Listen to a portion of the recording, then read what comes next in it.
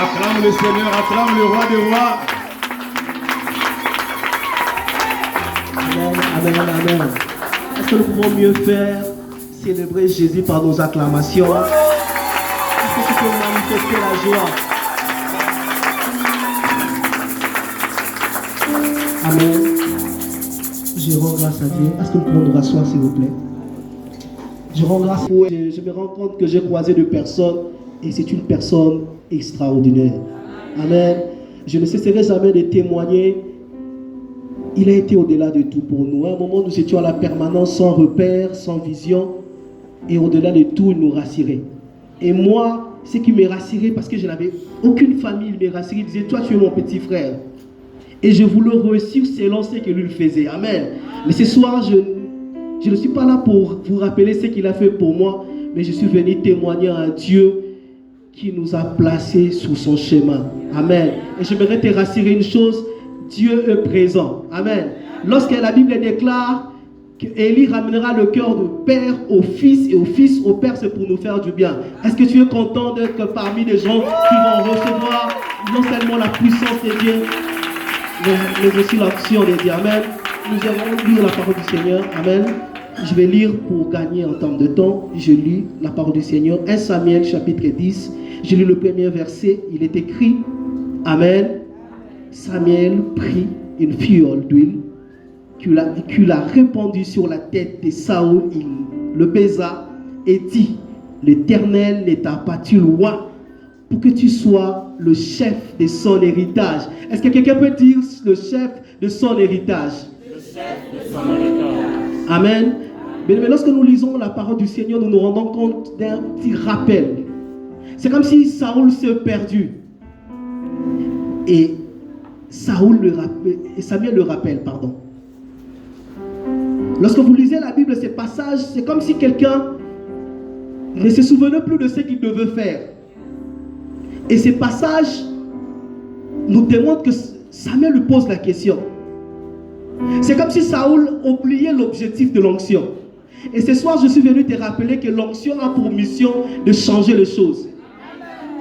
Amen. Est-ce que nous pouvons mieux le faire? L'onction a pour mission de te rappeler qui tu es. Il s'agit de l'héritage. Moi qui sors de la faculté de droit, lorsqu'on parle de l'héritage, il doit y avoir un découillus, c'est-à-dire quelqu'un qui doit mourir pour léguer aux enfants ce qui provient de lui. Alors lorsqu'il s'agissait de mourir pour nous, un homme s'est donné. Il n'avait que 33 ans. Il n'a pas voulu simplement que nous héritons ce qui provient du Père, mais il a voulu simplement léguer par sa vie. Amen. Est-ce que nous pouvons acclamer pour la gloire du Seigneur? Bien-aimé, c'est tellement fort. Je suis père et je sais comment je peux réfléchir pour léguer à mes enfants ce qui est important. Au-delà de ça, je peux me priver de tout pour donner à mes enfants ne fût qu'un sourire. Mais Dieu ne s'est pas arrêté là. Il a compris que Ève et Adam, ils avaient échoué. Non seulement qu'ils avaient échoué, ils ont désobéi à la parole. Mais il ne s'agissait plus de la parole, mais la vie de celui qui donne la parole. Il ne s'agissait plus de la parole. Il a dit ne touchez pas l'arbre du milieu. Ils ont touché. Alors Dieu s'est rassuré. Comme ils ont échoué, je vais donner ma vie. Aïe, aïe, aïe. Pour ta santé, tu as donné de sa vie. Aïe, aïe, aïe, aïe. Est-ce que tu comprends? Pour ta santé, tu as donné sa vie. Il a monté non seulement à la croix, il s'est crucifié. Et même le jugement rendait témoignage qu'il était réellement mort. Est-ce que tu reçois la dimension de la parole? La Bible déclare, même Pilate pourrait dire il était innocent, mais dans les consciences des problèmes, Jésus-Christ devait montrer à la croix. Il a non seulement monté, il essayait de dépouiller lui-même. La Bible donne la confirmation pour dire il avait bibliquement humilié tout le monde qui voulait notre vie. Mais j'aimerais te rassurer d'une chose. L'onction, lorsqu'il croise sa vie, tu deviens une personne de référence. Voilà pourquoi on nous parle de l'héritage. Lorsque tu deviens héritier, tu es un peu libre. Pendant que les autres cherchent un peu, toi tu es rassuré. Notre Père a légué quelque chose. Mais je me suis retrouvé dans une situation où il n'y avait que Dieu qui peut me secourir. Amen. Je nous parle de détails. Le 22 avril, je me suis retrouvé au milieu du fleuve. Je ne savais pas nager. Mais je me rassurais d'une chose. Non seulement que je n'avais pas l'objet qui pourrait me maintenir en vie. Amen. Est-ce que nous pouvons acclamer pour la gloire du Seigneur? élève de son maître, j'évangélise à quelqu'un. Ne sachant pas nager, mais j'évangélise à quelqu'un. Je dis, tel que vous me voyez, je consacrerai ma journée à l'Éternel. Peu importe l'endroit où je vais me retrouver, il fera tout pour me retrouver. Et lorsque je vois quelqu'un qui est venu me sauver, commencer à sauver la fille, je dis, qu'est-ce qui se passe? La parole que j'ai conseillé quelqu'un, et celui qui est venu me sauver, c'était mon ami que je connaissais, il me passe pour aller sauver une autre personne. Bien-aimé, Dieu est tellement sérieux, mais ce que Dieu regarde en nous, c'est ce qu'il nous a donné par la parole. Dieu te fait tellement confiance à travers sa parole. On dirait ça au Kanga bien tes. Il faut là qu'il t'a montré tout le monde. Amen. Est-ce qu'on va mettre la sur mon côté?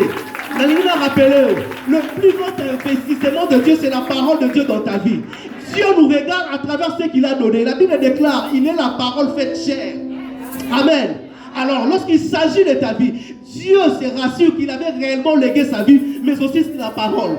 Voilà pourquoi lorsque nous nous retrouvons un vendredi miracle, nous ne venons pas prier, mais nous venons manifester notre héritage. Nous nous retrouvons en ces lieux. À chaque vendredi, ce n'est pas pour acclamer, mais c'est pour témoigner que nous avons reçu de Dieu la vie et nous pouvons le manifester. Ce n'est pas simplement une journée que les hommes ont réunis. Non, c'est la manifestation de l'héritage que nous avons reçu du Père. Amen. Mais le Dieu est tellement sérieux.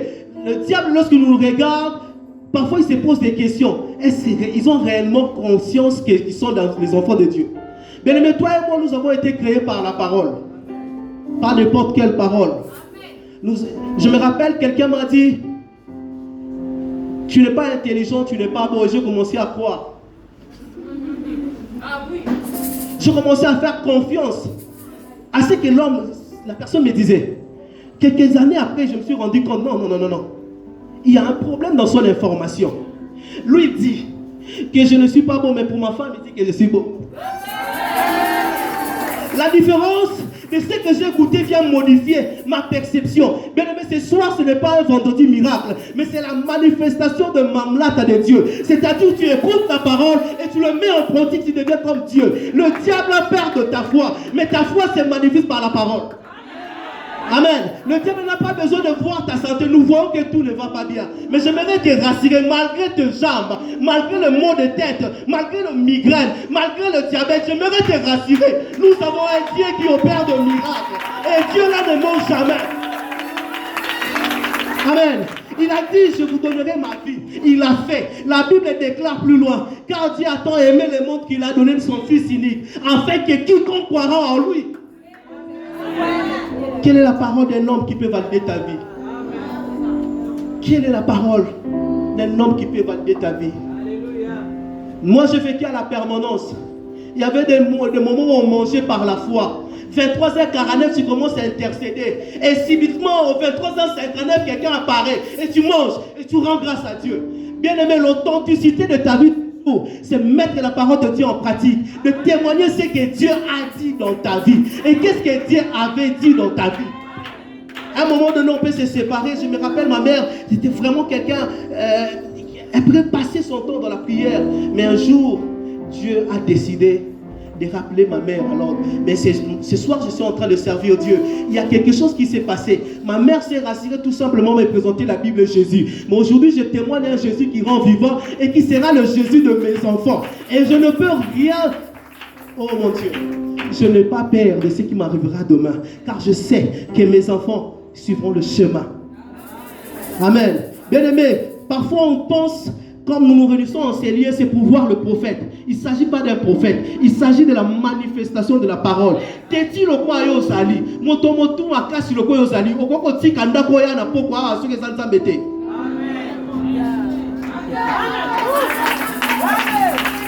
Amen. Je vois l'onction de mon père et je me vois en lui.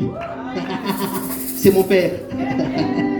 Bien aimé, pensez-vous combien Dieu est sérieux d'avoir donné sa vie à 33 ans pour ta vie. Et il verra ce que tu manifestes le caractère de Dieu par sa parole. Et que chaque instant quand tu marches, rassure-toi que tu as la parole de Dieu. Bien aimé, mais ce que Dieu a dit à ton sujet n'est pas ce que nous pouvons penser de toi. Nous sommes, si nous regardons dans le passé, c'est le pécheur. Amen. Bien. peut-être qu'elle couleur à ma soume. Mais ce que je me rappelle si je me retrouve en ces lieux, c'est que Dieu a permis à mon Père de voir en moi la grâce qui ne provient que de Dieu. Alors, bien aimé, ce soir, j'aimerais te rassurer. La Bible confirme qu'un jour, Christ enseignait, la présence de Dieu s'est manifestée par des guérisons et de miracles. Je suis dans Luc chapitre 5. Bien aimé, j'aimerais te rassurer ce soir. Dieu fera quelque chose dans ta vie. Et ce ne sont pas des fables parce que Dieu ne ment jamais. Il a dit à Abraham et ça s'est réalisé. Pourquoi Dieu va commencer à mentir à travers ta vie? Et à un moment donné, on pensait que le péché c'était vrai. Dans l'ignorance de la jeunesse, on pensait que c'était réellement nous le gène. Et aujourd'hui, je me rends compte que je vieillis. Aïe, aïe, aïe, aucun gâté. Avant, on pensait que nous, c'était le gène. On pouvait tout faire par la jeunesse. Mais maintenant, là, je me rends compte que je commence à partir et que Dieu est resté le même. Je voudrais te rassurer ce soir que la personne que Dieu attend pour faire de grandes choses, c'est toi. Sous l'onction de notre Père, c'est pour te faire du bien et te délivrer de ce que tu penses. Ce que tu penses ne provient que de qui agit pour affecter le Père au Fils pour que nous venions à lui. Et ce soir, j'aimerais te dire, tu oublieras certainement ta maladie parce que Dieu n'aime pas le malade, mais Dieu guérit le malade. Amen. Dieu ne regarde pas la situation, ces choses ne préoccupent pas Dieu. Parce que la taille de ton problème n'existe pas devant Dieu. Est-ce que vous pouvez s'en amen, amen? Pourquoi on va mente? Pourquoi on va mente de Ronangai? J'aimerais t'annoncer ce soir, Dieu veut faire un spectacle. En tant que tout le monde, lorsque tu croiseras sur le chemin, dis que ça c'est que Dieu veut faire.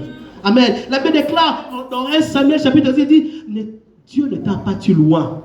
Tu n'as pas reçu l'onction de Dieu. Elle va échouer. Adam a échoué. Mais Dieu, pour sa vie, il a donné sa vie. Pour se rassurer que nous avons reçu l'héritage, il a donné sa vie à la croix. Bien aimé, ce soir, j'aimerais que tu déclares l'onction de Dieu sur moi. Commencez à détruire la maladie.